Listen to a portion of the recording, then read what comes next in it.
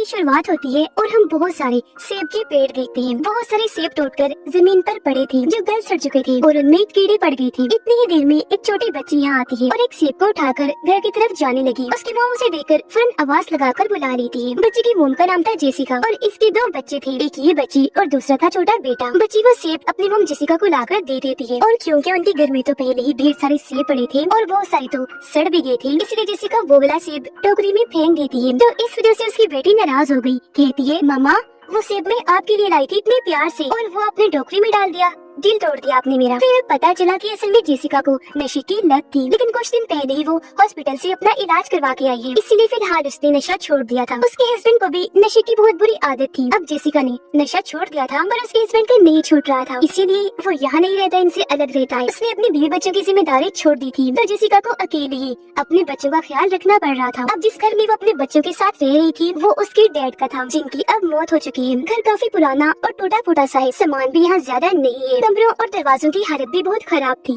खास तौर पर स्टोर रूम के दरवाजे की। वो जब भी बंद होता तो अंदर से उसे खोला नहीं जा सकता था, इसलिए जब भी जेसिका वहाँ से कोई सामान लेने जाती थी तो वो दरवाजे के सामने कोई चीज रख देती थी ताकि दरवाजा बंद ना हो, या फिर अपना पैर रख के खड़ी हो जाती थी और दरवाजे को बंद होने से रोके रखती थी। क्योंकि ऐसा कई बार हो चुका था, जब भी वो कोई सामान लेने यहाँ आई तो अंदर ही बंद हो गई। और क्योंकि पहले तो उसका हस्बैंड उसके साथ रहा करता था तो बाहर से वो दरवाजा खोलकर जेसिका को निकाल दिया करता था, लेकिन अब वो इनके साथ नहीं रहता क्योंकि वो खुद ही नशा छोड़ना नहीं चाहता। उसने हॉस्पिटल जाकर अपना इलाज करवाने से भी मना कर दिया था। उसे पता था कि ऐसी नशा करने की वजह से मैं अपने बीवी बच्चों के साथ नहीं रह सकता, तो दरवाजा बंद होने से अब जेसिका को खुद ही रोकता था। जेसिका सोचती है कि पैसे क्योंकि मेरे पास नहीं है तो ऐसा करती हूँ सेब से जैम बनाकर बेच दिया करूंगी, क्योंकि उसकी मॉम भी यही काम करके पैसे कमाती थी। उन्हें जैम की काफी अच्छी रेसिपी पता थी, लेकिन क्योंकि सेब गल रहे थे तो उनमें दाग लगे होने की वजह से ये आइडिया काम नहीं आता। अब उसे कुछ समझ नहीं आता कि क्या करूं, ऐसा कौन सा काम किया जाए कि मेरे पास ढेर सारे पैसे आ जाएं, क्योंकि मैंने अपने टैक्सेस देनी है,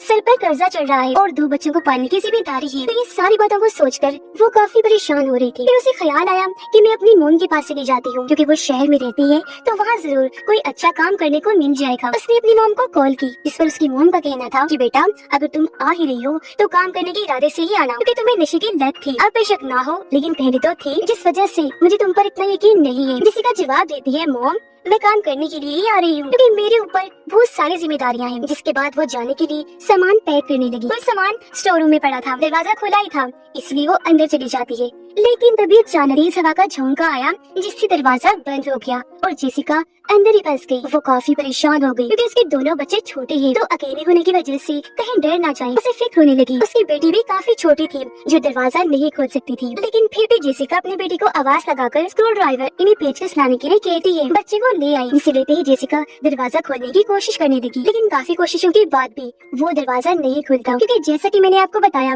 वो सिर्फ बाहर से ही खुलता था। लेकिन तभी खुशकिस्मती से यहाँ उसका हस्बैंड आ गया। वो दरवाजा खोलता है और जेसिका बाहर आ गई। वो उसका मजाक उड़ाते हुए कहने लगा, जेसिका अब तो मुझे हैरानी भी नहीं होती कि तुम स्टोर रूम में बंद हो गई हो, क्योंकि ये तो तुम्हारा रोज का ही काम बन गया है। पता नहीं तुम जान के करती हो, इसी की छोटी बच्ची हो, इतनी बेवकूफी कैसे कर सकती हो तुम। जेसिका बोली, पहली बात तो ये है कि नशा करने की वजह से तुम्हारे यहाँ आना मना है, और दूसरी बात कि तुमने मेरी मदद की उसके लिए शुक्रिया, लेकिन अब तुम यहाँ से चले जाओ क्योंकि तुम नशे में हो और मैं नहीं चाहती कि इसका बुरा असर मुझ पर ये मेरे बच्चों पर पड़े, क्योंकि मैं नशा छोड़ चुकी हूँ। लेकिन यहाँ पता चला कि वो खुद तो आया ही था, साथ ही अपने साथ अपने दोस्त को भी लाया था जिसका नाम सैमी था। वो अच्छा आदमी नहीं था, वो भी नशा किया करता था और बच्चों को अगवा करके उनके साथ गलत करता था। इसी वजह से जेसिका को वो सख्त नापसंद था। वो नहीं चाहती थी कि वो कभी भी यहाँ आए। वो अपने हस्बैंड को बड़े प्यार से समझाती है कि तुम प्लीज यहाँ से चले जाओ और इसे भी ले जाओ, दोबारा यहाँ कभी मत लाना। ये सुनकर सैमी का गुस्सा आ गया। वो जेसिका के पास आकर कहता है कि मैंने तुम्हें क्या कहा है, हाँ बताना जरा, तुम्हें मसला क्या है मेरे साथ। ये कहकर वो जेसिका के हस्बैंड को उसके खिलाफ भड़काने लगा। कहता है कि तुम्हारी बीवी मेरे बारे में इतना गलत सोचती है, बहुत दुख हुआ। अब ये सुनकर उसका हस्बैंड सैमी की बातों में आ गया। वो जेसिका पे भड़क गया और उस पर बिला वजह गुस्सा करते हुए थप्पड़ मार देता है, क्योंकि गुस्सा उसे इस बात का भी था कि इसने नशा छोड़ दिया है तो अब ये मुझसे बेहतर बन गई है। लेकिन फिर भी जेसिका कहती है कि तुम चाहे जो मर्जी कर लो मेरे साथ, लेकिन फिर भी मैं यही कहूँगी कि सैमी यहाँ ना आए और तुम भी ना आओ जब तक तुम्हारा नशा नहीं छूट रहा, क्योंकि मैंने अपने बच्चों पर इसका बुरा असर नहीं पड़ने देना। उनकी अच्छी तरबियत करके उनका ख्याल रखना है, तो बस जाओ यहाँ से। ये सुनकर उसके हस्बैंड को गुस्सा आ गया। वो पहले उसे मारता है, फिर उठाकर स्टोर रूम में पटक कर दरवाजा बंद कर लेता है और वो बेचारी अंदर ही बंद हो गई। उसके हस्बैंड उसे हर चीज का जिम्मेदार कहता है कि आज हमारे जो हालात हैं वो तुम्हारे डैड की वजह से, क्योंकि उन्होंने हमारे लिए कोई पैसा नहीं छोड़ा। वो रो रो कर कहती है कि प्लीज गुस्सा थूक दो और मुझे यहाँ से बाहर निकालो, लेकिन उसके हस्बैंड ने दरवाजा तो बंद किया ही था, साथ ही आगे बोर्ड लगा दिया था ताकि दरवाजा टूट भी ना पाए। वो उसकी मिन्नतें करने लगी कि प्लीज सैमी को मेरे बच्चों से दूर रखना। अब जेसिका चाहती थी कि पुलिस को फोन कर दूं, लेकिन उसे ख्याल आया कि जब उसका हस्बैंड उसे यहाँ बंद कर रहा था तो इस बीच उसका फोन बाहर ही गिर गया था और तो और उसके पास जितने भी पैसे थे वो सारे पर्स से उसके हस्बैंड ने निकाल लिए थे। उन पैसों से ही वो यहाँ से जाने वाली थी, लेकिन अब नहीं जा पाएगी क्योंकि एक तो यहाँ फंसी हुई है, दूसरा अगर यहाँ से बाहर भी जाए तो पैसे ना होने की वजह से वो जा ही नहीं पाएगी। उसका हस्बैंड जब दरवाजे पर कील ठोक रहा था तो कील जेसिका के हाथ में घुस गई, जिससे उसका हाथ जख्मी हो गया। दर्द की वजह से वो रोने लगी, पर इन हालात में भी उसे अपने बच्चों की फिक्र थी। उसने अपनी बेटी को कह दिया था कि भाई को लेकर कमरे में चली जाओ और अंदर से दरवाजा बंद कर लेना, खोलना मत। तब उसकी बच्ची ने ऐसे किया था, वो अपने भाई के साथ कमरे में थी। फिर थोड़ी देर के बाद जब उसका हस्बैंड और सैमी यहाँ से गई तो बच्ची बाहर आई, कहती है मम्मा भाई रो रहा है, उसे शायद भूख लगी है, तो आप कब बाहर आएंगी? जेसिका रोते हुए जवाब देती है, मेरी बच्ची माफ करना, मैं तो आना चाहती हूँ लेकिन यहाँ फंस चुकी हूँ। तुम ऐसा करो भाई के पास जाकर बैठ जाओ, वो रोना बंद कर देगा। अब वैसे तो उसकी बेटी काफी छोटी थी लेकिन समझदार थी। जेसिका उसे कहती है बेटा मेरा फोन ला कर दो। बच्ची सवाल करने लगी, मॉम लेकिन आपने अंदर फोन का क्या करना है? ये सुनकर जेसिका को थोड़ा गुस्सा आया कि वो इस वक्त में सवाल कर रही है, लेकिन फिर अपने गुस्से पर काबू पाकर उसे समझाती है कि मैंने मेरी जान कॉल करनी है। तो बच्ची फोन लाकर उसे नीचे से पकड़ा देती है जहाँ छोटी सी जगह थी। जेसिका मोबाइल लेकर हेल्पलाइन पर फोन करने का सोचती है मदद के लिए, लेकिन यहाँ सिग्नल्स नहीं आ रहे थे इसलिए कॉल नहीं होती। वो ऐसे ही परेशान बैठी रही क्योंकि उसका घर भी ऐसी जगह पर था जहाँ दूर दूर तक कोई और घर नहीं था, तो आसपास से मदद आने की तो कोई उम्मीद थी ही नहीं। अब उसकी बेटी कहती है मम्मा मैंने वॉशरूम जाना है, आ जाए ना बाहर। जेसिका कहती है मेरी जान मैं कैसे आऊँ, फंसी हुई हूँ, आप ऐसा करो खुद ही चली जाओ वॉशरूम। जिस पर बच्ची जवाब देती है नहीं मामा मैं यही रहूंगी, आपसे दूर नहीं जाना चाहती। इसी वजह से वो वहीं बाहर ही यूरिन कर देती है, लेकिन ऊपर कमरे में उसका छोटा भाई भी था। उसका डायपर बदलने का वक्त हो चुका था। जेसिका उसे समझाती है कि कैसे डायपर बदलना है। तब बच्ची अपने भाई के पास गई और ये काम भी काफी अच्छे से कर लेती है। रात हो गई, मौसम खराब था तो बिजली की आवाज से बच्ची को डर लग रहा था। अब उसका भाई तो सो चुका था लेकिन बच्ची नहीं, वो दरवाजे के पास ही आकर लेट गई। जेसिका उसे हौसला देती है,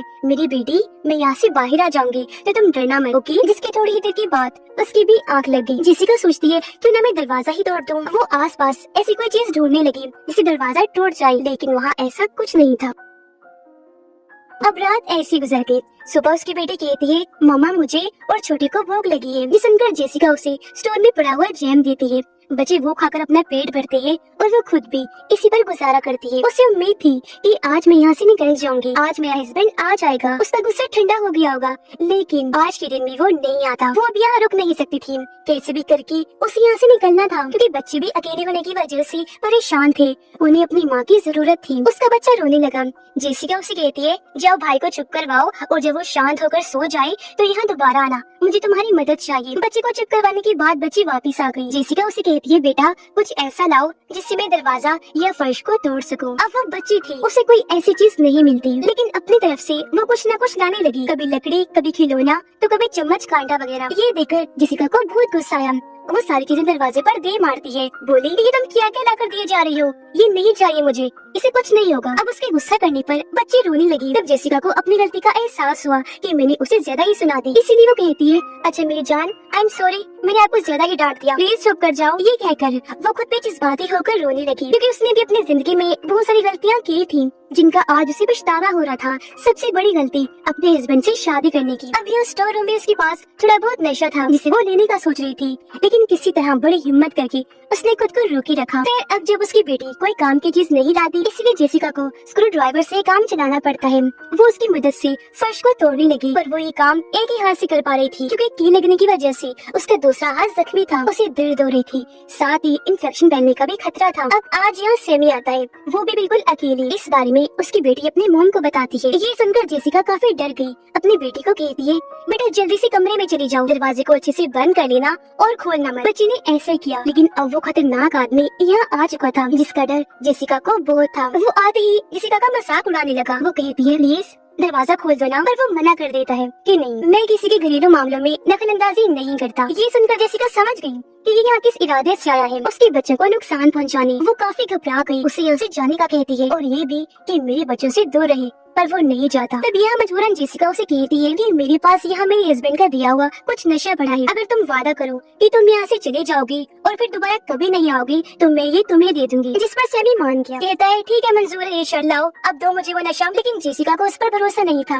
वो कहती है मैं यहाँ फंसी हुई हूँ, दरवाजे के पास नहीं आ सकती, तुम ऐसा करो अपना हाथ आगे करो, मैं तुम्हारे हाथ पर रख देती हूँ। अब सैमी भी चालाक था, उसे शक हो रहा था तो वो मना कर देता है, लेकिन जेसिका उसे मजबूर करती है और वो अपना हाथ अंदर करता है। जैसे हाथ अंदर आया, समझदारी से काम लेती हुई जेसिका स्क्रू ड्राइवर उसके हाथ में घुसा देती है, जिसके बाद उस पर पत्थर मार मार कर स्क्रू ड्राइवर और अंदर करती है और उसका हाथ वही फर्श पर अटक जाता है। अब दर्द की वजह से वो तड़पता तो है, लेकिन क्योंकि नशे की बुरी आदत ने उसे खतरनाक बना दिया था, इसलिए वो अजीबोगरीब डरावनी बातें करने लगा। पहले वो कहता है कि तुम मुझे यहाँ से जाने दो, मैं तुम्हारे बच्चों को कोई नुकसान नहीं पहुँचाऊंगा। लेकिन जेसिका उसकी बात नहीं मानती, क्योंकि वो जानती थी कि ये एक झूठा इंसान है। फिर वो बताता है कि नशा छोड़ने के लिए हॉस्पिटल में मैं भी गया था, मैं सुधरना चाहता था, लेकिन मुझे इस बात का एहसास हुआ कि सुधर भी गया तो क्या होगा, चाहे मैं जिंदा रहूं या मर जाऊं, इस दुनिया में किसी को कोई फर्क नहीं पड़ेगा। ये बातें करते करते वो जेसिका को भी तोड़कर कमजोर करने की कोशिश करने लगा। कहता है कि मैं जानता हूँ तुम नशा करना चाहती हो, लेकिन बस डरती हो, और देखना एक दिन तुम खुद ही हार मानकर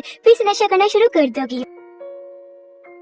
ये सुनकर जेसिका रोने लगी, क्योंकि कुछ हद तक ये बात सच भी थी, पर वो ये चीज उसे महसूस नहीं होने देती। रात हो गई, ठंड भी काफी ज्यादा थी, लेकिन जेसिका अभी तक उसका हाथ आजाद नहीं करती। जैसे ही सुबह हुई, उसकी बेटी वहाँ जेसिका के पास आने लगी। जब इस बारे में उसे पता चला तो वो चिल्लाकर कहती है क्यों आई हो यहाँ, जाओ यहाँ से। क्योंकि वो जानती थी कि बेशक वो यहाँ फंसा हुआ है, लेकिन उसमें अभी भी इतनी ताकत है कि वो बच्ची को पकड़ लेगा। लेकिन क्योंकि वो बच्ची थी और पूरी रात माँ के बगैर अकेली थी, तो इस बार वो नहीं जाती, बल्कि जेसिका के पास आने लगी और तभी उसे सैमी पकड़ लेता है। जेसिका काफी घबरा गई, उसके पास लाइटर था तो अपनी बच्ची की जान बचाने के लिए वो वहाँ आग लगा देती है। आग में जैसे सैमी का हाथ जला, वो उसकी बच्ची को छोड़ देता है और दर्द से तड़पने लगा। अब जब जेसिका ने देखा कि इस आग में तो मैं भी जलकर मारी जाऊंगी, तो उसने जल्दी से कपड़ा लेकर आग को बुझा दिया। पर अब सैमी को होश नहीं था, ऐसा लग रहा था जैसे वो मर चुका हो। अब यहाँ जेसिका इतना टूट गई थी कि वो नशा लेने का सोचती है, जिससे शायद उसका दुख थोड़ा कम हो जाए। इससे पहले वो ऐसे करती, उसकी नजर सामने पड़ी बाइबल पर जाती है। उसने जैसी किताब को खोलकर देखा, हर सभी पर पैसे पड़े हुए थे जो उसके डैड ने जेसिका के लिए छोड़े थे। अब बाइबल में लिखी गई कुछ लाइंस को पढ़ने के बाद वो इतनी जज्बाती हो गई कि रोने लगती है और नशा भी वही फेंक देती है। फिर वो सैमी के हाथ से स्क्रू ड्राइवर निकाल लेती है।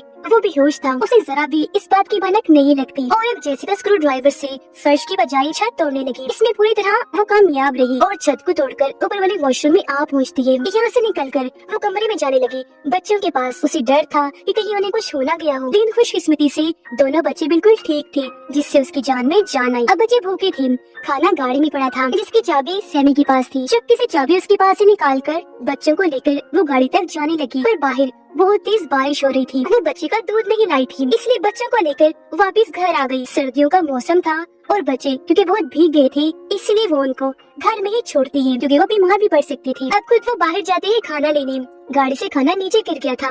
जब वो खाना उठा रही थी तो हम देखते हैं कि सैमी को होश आ गया है, जो खिड़की पे खड़ा होकर जेसिका को देख रहा था। खाना लेकर वो जैसी घर की तरफ आई तो देखती है कि दरवाजा बंद है, क्योंकि अंदर से सैमी ने ही दरवाजे को बंद कर दिया था। वो काफी डर गई, क्योंकि उसकी बच्ची अंदर फंस गई थी, जिन्हें सैमी नुकसान पहुंचा सकता था। अब फिर भी वो जैसे तैसे घर के अंदर आ गई। वो जब कमरे की तरफ भागी तो देखती है कि सैमी ने बच्चों के गर्दन पे चाकू रखा हुआ है और जेसिका को वो धमकाने लगा। वो उसे काफी समझाती है कि मेरे बच्चों को छोड़ दो प्लीज, ये तो मासूम है, इनका क्या कसूर है। पर वो एक नहीं सुनता, क्योंकि बच्चों को मारने का ठान चुका था। इससे पहले वो ऐसे करता, यहाँ उसका हस्बैंड आ गया, जिसने हाथ में गन पकड़ी हुई थी। गन पॉइंट करके वो सैमी से अपने बच्चों को छुड़वा लेता है, जिसके बाद सैमी यहाँ से भाग गया। अब उसके हस्बैंड को स्टोर रूम में पड़े वो पैसे और नशा मिल जाता है, जिसे वो ले चुका था। फिर वो जेसिका को कहता है कि तुम भी मेरे साथ चलो। अब वो सोचती है कि अगर मैंने इसे इनकार किया तो इसका दिमाग फिर से खराब हो जाएगा, ये मुझे मारकर दोबारा से स्टोर रूम में बंद कर देगा। इसीलिए वो उसके साथ जाने के लिए मान गई, इस इरादे के साथ कि बाद में जैसे तैसे बच्चों को लेकर यहाँ से भाग जाऊंगी। वो बहाने से अपने हस्बैंड को बाहर गाड़ी में भेजती है खाना लाने और चुप्पी से उसके सैंडविच में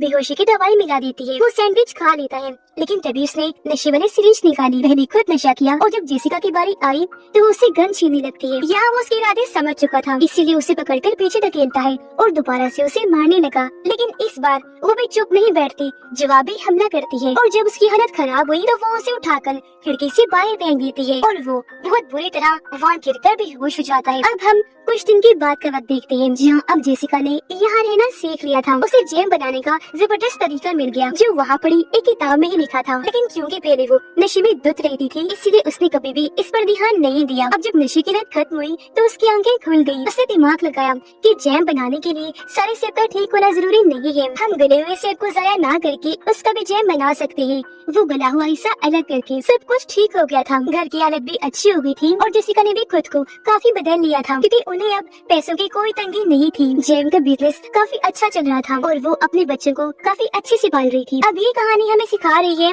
कि नशा एक बुरी आदत है, इतना खतरनाक है कि हमें इससे हमेशा दूर रहना चाहिए, क्योंकि नशा करने वाले इंसान को कोई होश नहीं होती कि क्या अच्छा है और क्या बुरा। इसी मैसेज के साथ ये फिल्म इधर ही खत्म।